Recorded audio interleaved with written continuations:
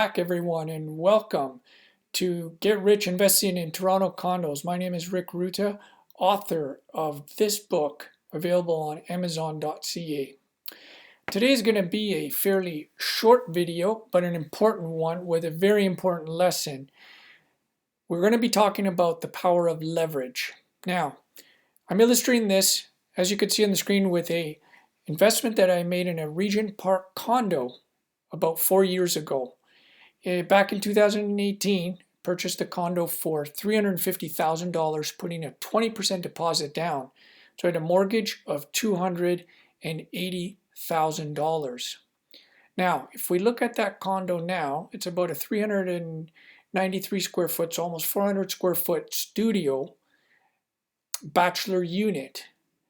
And if you look now what those are selling for in that area, you're looking at about $470,000.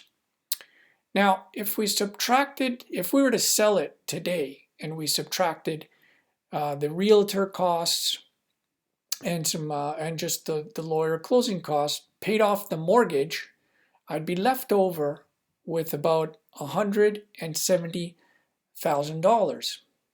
So the big question here is, well, okay, Rick, you made an investment 4 years ago, $350,000, and it's turned into $450,000. Well, you know what? I could have invested that. You might be thinking, yeah, I could have put that in the stock market or mutual funds and probably made, the same amount.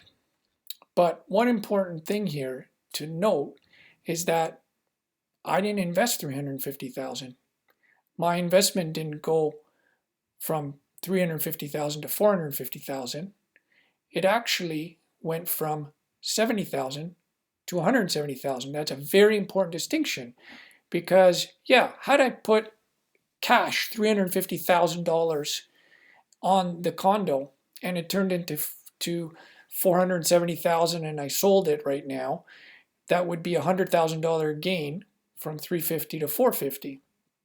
So you would say, hey, okay, that's about 7% return a year. Not too bad, but not, nothing to write home about. Nothing phenomenal. However, I only put down $70,000 out of my own pocket. And after fees, if I were to sell that condo today, I'd have $170,000. So the way to calculate this is I turned $70,000 into $170,000. So I made $100,000 in 4 years. You could use any return on investment calculator on the web, and the actual yearly return on that is about 25%. And that is not a magic trick. It's the power of leverage. You see, I only put $70,000 of my own money down, and I used OPM, other people's money, in this case the banks, to finance the remainder. And that's how I was able to grow from $70,000 to now, had I sold it right now, to $170,000. So again, if you like this type of content and you want to learn more, please like and subscribe. You could also get my book, again, available on Amazon.ca, and you could order that, get to you within a couple of days, and it's got a lot of valuable insights and information. That's it for now, short and sweet. Thanks for tuning in. Bye for now.